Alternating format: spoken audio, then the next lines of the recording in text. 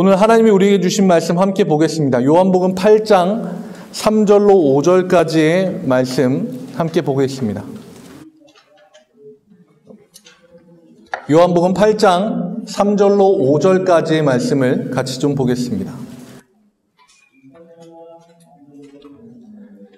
요한복음 8장 3절로 5절까지의 말씀 3절이라서 제가 한 절, 여러분이 한 절, 마지막 절 같이 읽도록 그렇게 하겠습니다. 제가 먼저 읽겠습니다. 서기관들과 바리새인들이 음행 중에 잡힌 여자를 끌고 와서 가운데 세우고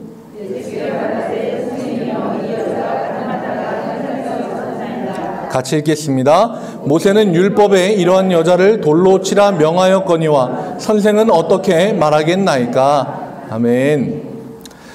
오늘 말씀의 제목은 재접속입니다.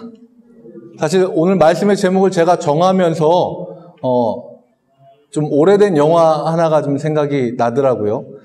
97년도에 개봉한, 좀 보여주시겠습니까? 이 접속이라고 하는 영화인데 보신 분들이 혹시 계실까요?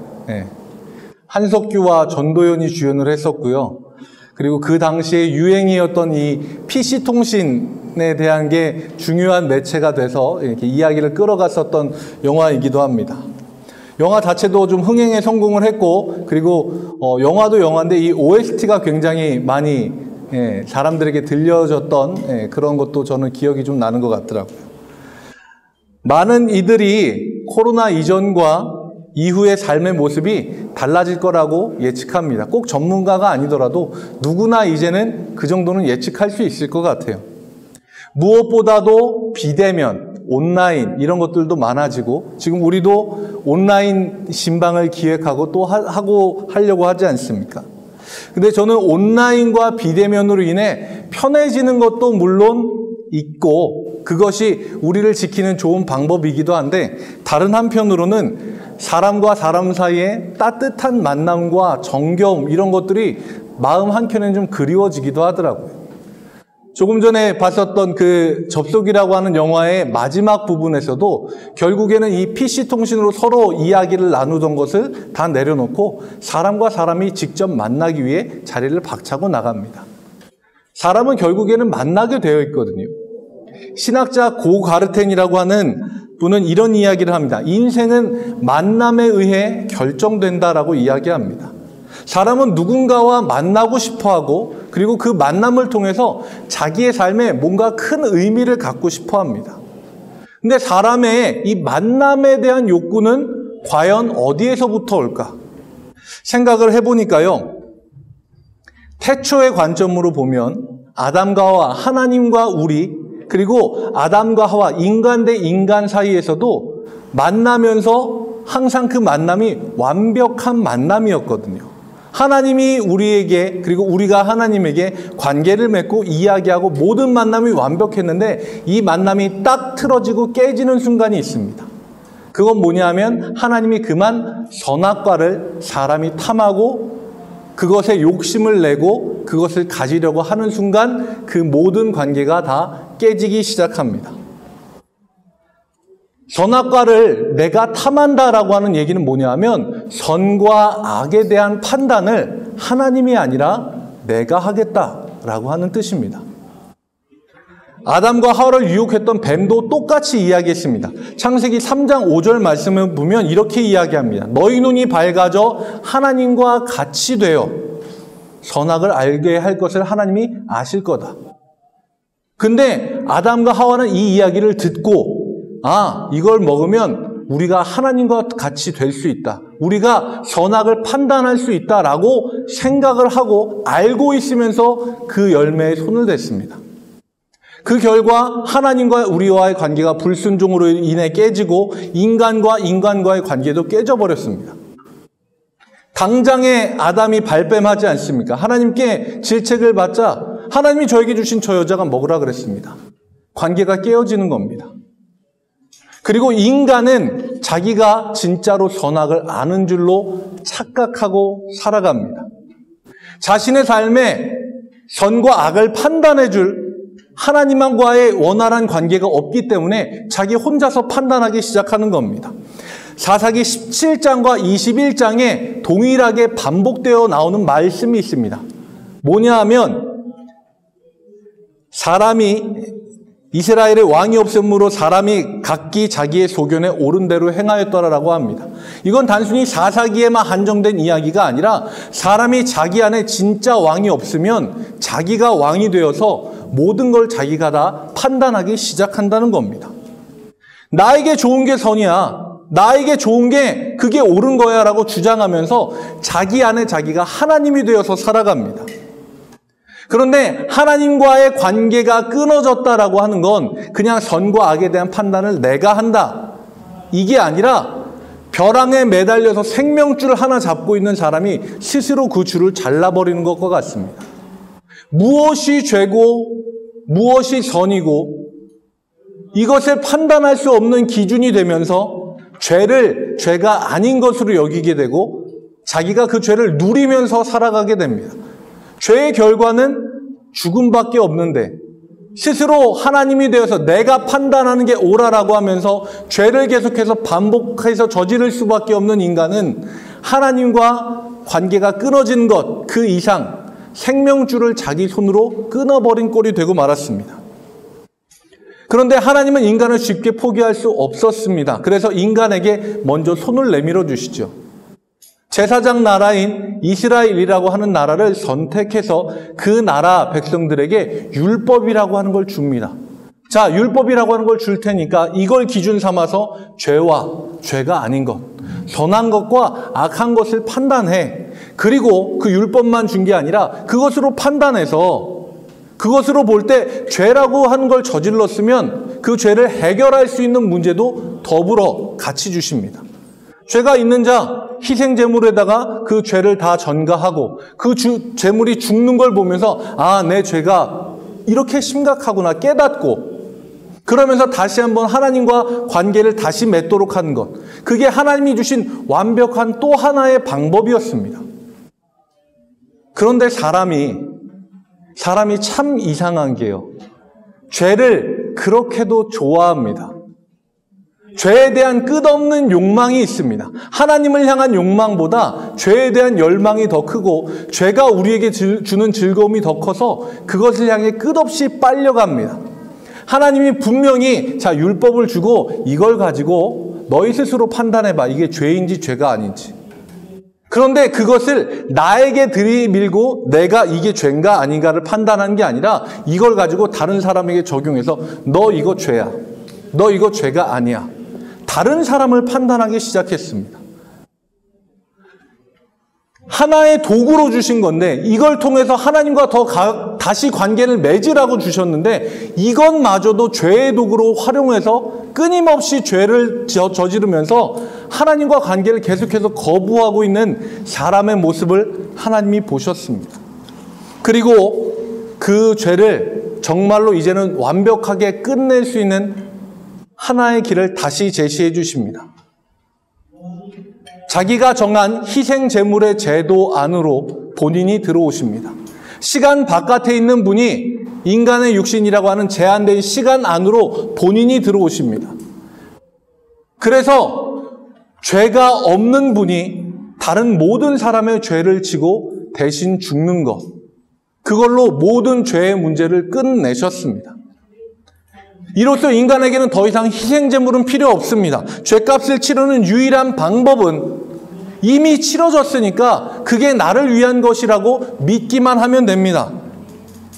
우리는 이 믿음의 고백으로 끊어졌던 하나님과 다시 연결될 수가 있습니다. 이게 제가 오늘 제목으로 삼은 제 접속입니다. 하나님과 끊어졌던 모든 관계가 다시 이어지고 연결되고 소통하고 모든 적금과 계획 모든 걸 다 하나님이 다 하셨고 우리는 그저 믿기만 하면 되긴 하지만 그런 간단한 거라도 너희에게 하나를 주고 이 방법을 통해서 하나님과 다시 연결되도록 하는 것. 그게 하나님의 진심이었습니다. 그렇게 해서 모든 죄의 문제가 끝! 이후로 영원히 행복하게 잘 살았더래요. 하면 참 좋은데요. 사람이 죄를 향한 마음이 정말 큰 것 같습니다. 계속해서 하나님으로부터 멀어지려고 하고 계속해서 죄를 더 가까이 하려고 합니다. 우리가 하나님께 연결된 이후에 우리가 구원받았다, 용서받았다, 예수께서 내 죄를 다 사하셨다, 그 이후에 죄를 다시 저지르지 않고 살아가는 게 아니라 우리는 인간이라 넘어지고 또 다시 죄를 짓지만 죄에 대한 민감성을 갖고 살아가는 겁니다. 죄에 대한 민감성. 내가 저지른 죄에 대해서 스스로 깨닫기 시작하는 겁니다. 아, 맞아. 이거 하나님이 싫어하시는 거였지. 내가 또다시 넘어졌구나. 스스로 깨닫고 나의 죄에 대해서 스스로 민감하게 생각해서 다시 한번 하나님께 돌아오는 것. 그게 제 접속입니다. 그런데 이게 율법과 마찬가지로요. 죄에 대한 민감성이 나를 향하면 올바른 회개의 도구가 되는데 다른 사람을 향하면 다른 사람의 삶을 난도질하는 날카로운 칼이 되고 맙니다. 길게 앞을 이야기하고 이제야 오늘 본문 말씀을 보는데요. 오늘 본문 말씀을 보면 가늠하다 현장에서 잡힌 여인의 이야기가 나옵니다. 여기에는 참 많은 사람의 이야기가 섞여 있습니다. 어떤 분들은 등장인물을 이렇게 나누기도 합니다. 예수님, 바리새인과 서기관, 여인, 그리고 많은 사람들. 이 네 종류의 사람들 중에서 가장 많은 수를 차지하고 있는 건 그곳에서 돌을 들고 언제든 그 여인을 향하여 돌을 던질 준비를 하고 있는 사람들일 겁니다. 다른 사람의 죄에 대해서 민감성을 가지고 있는 사람들. 이 사람들이 돌을 들고 있는 그 마음 깊은 곳에 어떤 생각이 자리 잡고 있을까요? 본인도 알지 못하는 사이에 나는 이 돌을 던질 만한 자격이 있어라고 하는 교만한 생각을 가지고 있습니다. 내가 이 돌을 던져서 저 앞에 있는 죄인을 없앰으로 하나님의 의가 나타나도록 될 거야. 나는 이 돌을 던질 만한 자격이 있어라고 하는 마음이 본인도 모르는 사이에 자기 마음 가운데 자리 잡고 있습니다. 그 사람들로 하여금 그런 교만함을 심어주고 그리고 그렇게 계획을 짠 이들은 바리새인과 서기관들입니다. 바리새인과 서기관들, 이들의 마음 깊은 곳에도 기본적으로 교만함이 자리 잡고 있습니다. 우리가 본 요한복음 8장, 이거보다 한 장 앞선 7장 끝부분에 보면 사실 오늘의 본문이 7장 끝부분부터 연결이 되는 본문이거든요. 7장 끝부분을 보면 대제사장들과 바리새인들이 아랫사람들에게 예수님을 가서 잡아와 라고 시킵니다. 그런데 아랫사람들이 잡아오지 못합니다. 그래서 추궁을 하죠. 왜 잡아오지 않았어? 라고 추궁을 하니까 이 사람들이 이야기합니다. 이분은 말하는 게 달랐어요. 이 사람처럼 말할 수 있는 사람이 없었기에, 여태까지 그런 말을 들을 수가 없었기에 이분에게 손도 대지 못했습니다. 그러자 대제사장들과 서기관들이 이렇게 이야기합니다. 49절 말씀을 보면 율법을 알지 못하는 이 무리는 저주를 받은 자로다라고 이야기합니다. 율법 니들이 몰라서 그래. 이런 저주받은 것들. 다른 사람을 향해 함부로 판단하는 가장 교만한 사람이 대제사장과 서기관들이었습니다. 그리고 그들은 본인들이 가장 잘 아는 율법으로 예수님을 함정에 빠뜨리기 위해 계획을 짰습니다. 전날 예수님이 무리를 가르치실 때 대제사장들의 종들이 왔다가 갔습니다. 그 다음에 예수님이 산에 올라가셨다가 아침에 내려오셔서 성전에서 가르치시는데 그 이른 아침에 가늠하다 현장에서 잡힌 여인을 끌고 예수님 앞에 옵니다. 저는 이 부분을 굉장히 깊게 생각하고 자세히 뜯어봤습니다. 시간적인 부분, 아주 이른 아침인데 예수님이 산에서 내려오셔서 사람들에게 성전에 앉아서 가르치실 때 이 여인을 잡아가지고 왔습니다. 저는 아무리 봐도 이 여인이 철저하게 계획돼서 잡혀왔다라는 생각을 지울 수가 없었습니다. 그리고 그 시선으로 보기 시작을 하니까 이상한 점이 한두 개가 아니었습니다. 드라마나 영화를 보면 불륜의 현장을 잡을 때는 그냥 어느 날 갑자기 우연히 알아서 잡는 게 아닙니다. 불륜을 저지르고 있구나. 알고 정보를 캐내고 그리고 철저히 추적하고 계획해서 따라가서 그 현장을 붙잡습니다. 그러지 않고는 잡히지 않습니다. 남녀가 사랑을 나누는데 모든 사람이 다 알도록 공개적으로 하는 건 아니지 않습니까? 그런데 아침부터 그 여인은 간음하는 현장에서 잡혀왔습니다. 이 현장은 굉장히 의심스러운 것 투성입니다. 예수님 앞에 그 여인을 잡아온 사람들, 남편이나 부인이 아닙니다. 바리새인과 서기관들이 직접 잡아서 왔습니다. 배우자의 불륜을 깨닫는 것 누가 가장 먼저 깨닫습니까? 그런데 이상하게 서기관과 바리새인들이 그 현장을 잡아서 데리고 옵니다. 또한 간음은 둘이 함께 하는 거죠. 그런데 남자는 어디 가고 여인만 남아서 붙잡혀 옵니다. 레위기 20장 10절 말씀, 율법에 나와 있는 말씀을 같이 보겠습니다. 누구든지 남의 아내와 간음하는 자, 곧 그의 이웃의 아내와 간음하는 자는 간부와 음부를 반드시 죽일지니라라고 율법에 나와 있습니다. 레위기 말씀입니다. 율법을 그렇게 잘 아는 바리새인과 서기관들이 간음의 현장을 덮쳤는데 남자를 놓쳤다? 저는 도무지 이해가 되지 않았습니다. 이 사람들이 정말 율법을 잘 지키는 사람들이라면 남자를 함께 데리고 와서 붙잡아가지고 와서 판단해달라고 해야죠. 저는 이 말씀을 보면서 이 부분에 계속해서 합리적인 의심을 할 수밖에 없었습니다. 바리새인과 서기관들이 이 모든 걸 다 계획했습니다. 그리고 이 여인은 과연 어떤 여인일까? 물론 저만의 상상일 수 있지만 그러지 않고서는 이 여인이 그 현장에 있을 이유가 없기 때문에 저의 생각을 말씀드리겠습니다. 자신의 몸을 팔지 않으면 삶을 이어나갈 수 없는, 결혼을 했는데 남편이 없거나 혹은 있더라도 가정부양을 제대로 하지 않거나 혹은 그 마을에 살지 않아서 가족을 먹여 살리지 않는 그런 남편을 두고 있는 여인, 이 여인을 찾습니다. 그리고 이 여인을 자기 수하에 있는 어떤 한 남자를 시켜서 간음할 수밖에 없도록 유도를 하고 그 현장을 바리새인과 서기관이 덮치고 남자는 빠져나가도록 하고 그 여인을 아침 이른 시간부터 끌고 율법을 알지 못하는 저주받은 무리들이라고 전날까지 욕하던 사람들을 선동해서 돌을 들고 예수님 앞에 끌어다 내친 겁니다. 모든 게 다 철저하게 계획되고 조작된 이 사건 앞에 예수님에게 그들은 질문을 합니다. 모세의 율법에 이런 여인은 돌로 치라 명했는데 선생님은 어떻게 하시겠습니까? 이들은 모세의 율법을 강조합니다. 그 뜻이 뭐겠습니까? 당신이 감히 모세의 율법의 권위에 도전할 거야? 라는 뜻입니다. 어떻게 예수님이 대답하셔도 빠져나갈 틈이 없는 외통수 질문입니다. 만약에 저 여인 용서해야지 라고 얘기하면 저 사람은 율법을 반하는 사람이다.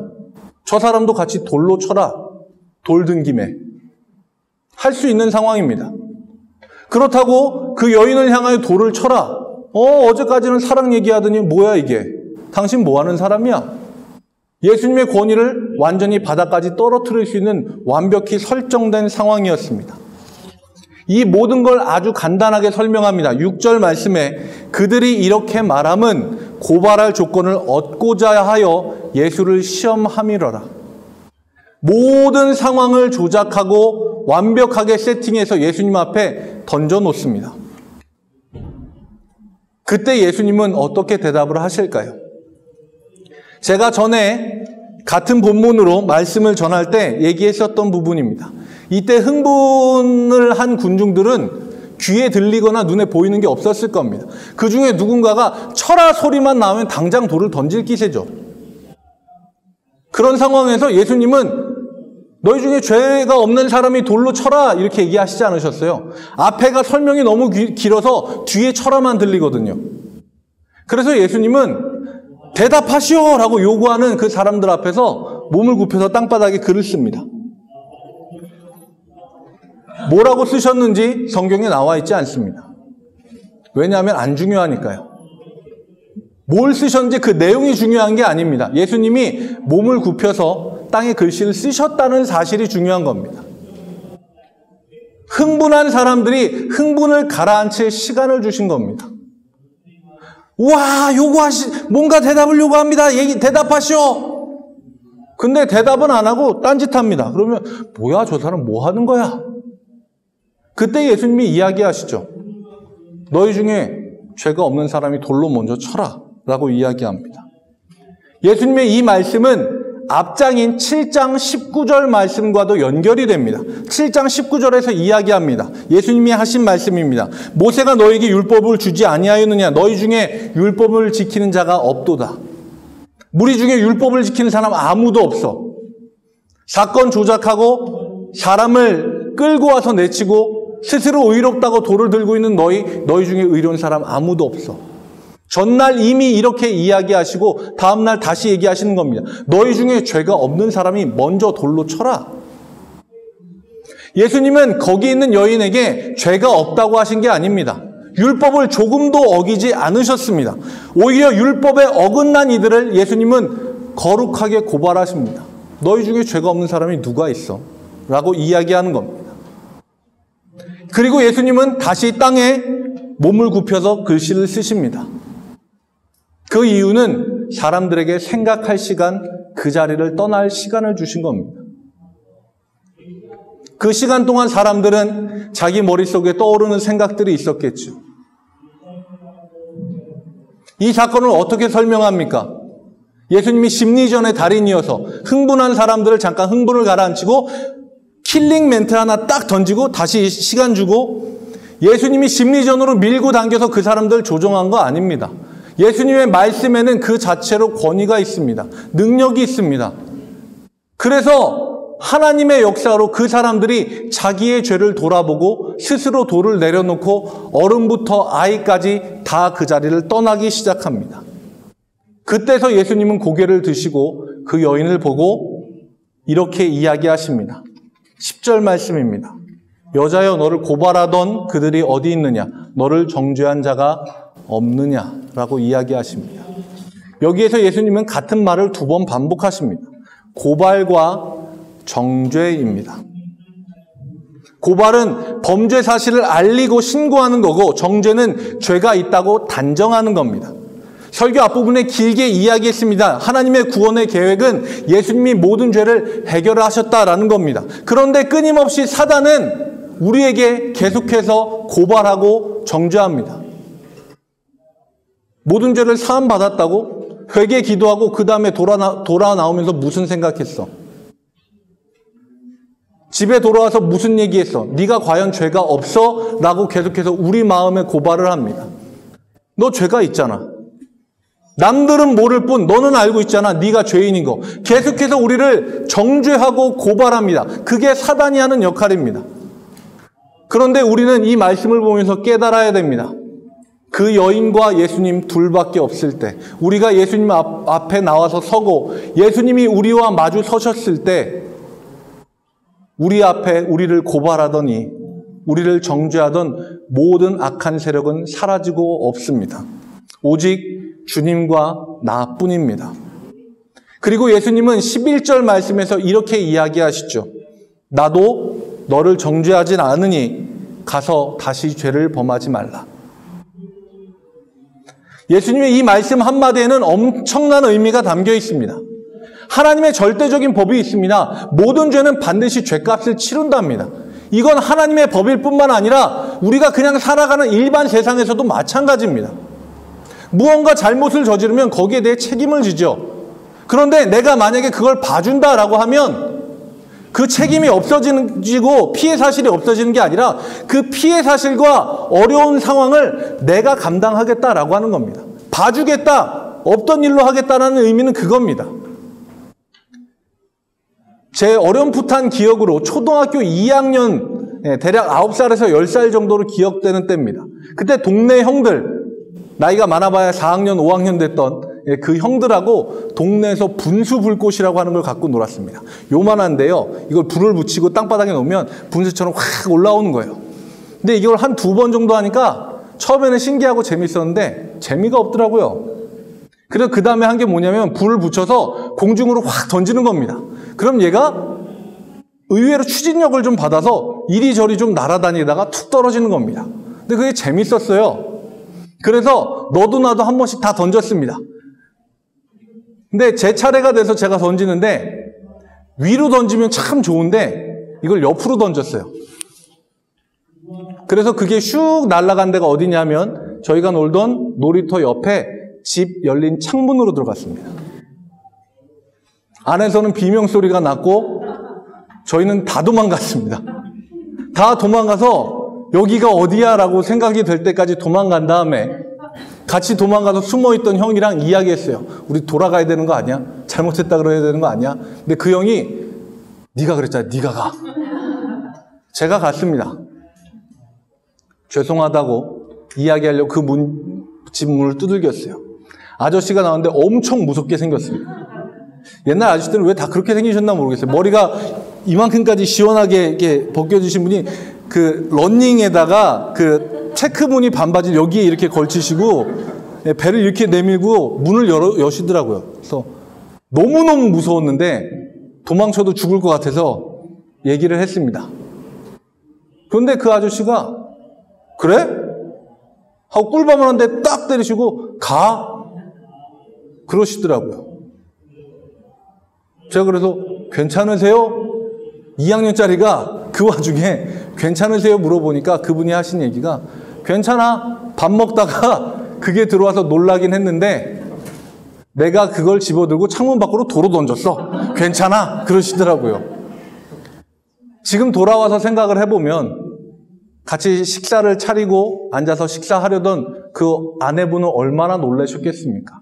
게다가 그게 이부자리나 이런 데 떨어지면 불이 붙을 수도 있는 상황인데 그분이 그냥 꿀밤 한 대 뭐 진짜 세게 막 목이 쑥 들어갈 정도로 때린 것도 아니고 툭 때리고 가 하신 거예요. 봐주는 거는 그런 겁니다. 그 모든 피해 어려운 거 내가 다 받을게 라고 하는 겁니다. 예수님이 나도 너를 정죄하지 않으니 너는 가서 다시 죄를 범하지 말고 살아 라고 하신 이야기는 네가 저지른 그 죄 내가 지고 죽을 테니까 너는 살아. 네가 저지른 그 죄 내가 십자가에 다 지고 죽을 테니 너는 가서 인간답게 살아 라고 하신 겁니다. 그 여인은 앞으로 어떻게 살았을까요? 다시는 죄를 저지르지 않았을까요? 인간이기 때문에 죄를 어쩔 수 없이 저질렀겠죠. 하지만 그 누구보다 가장 민감한 마음으로 그 죄에 대해서 철저하게 회개했을 겁니다. 그리고 다른 누가 나에게 잘못을 하는 것, 예수님이 자기에게 그러하셨듯이 그냥 용서해 주었을 겁니다. 하나님과 접속된 사람은 그런 겁니다. 내가 용서받은 것처럼 용서하고 나 스스로의 죄에 대한 민감성을 다른 사람에게 돌리지 않고 나 자신을 향하여 사용하는 겁니다.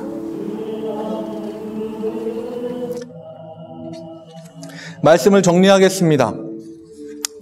반복되는 죄는 우리를 잡아 끕니다.